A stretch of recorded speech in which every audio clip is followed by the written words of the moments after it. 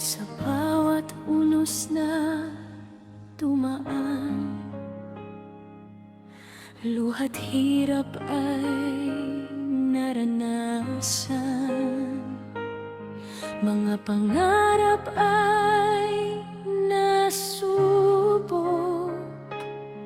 sa dilim tayo'y nilubog.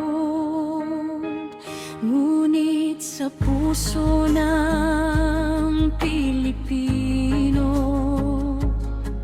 may apoy na di natitig.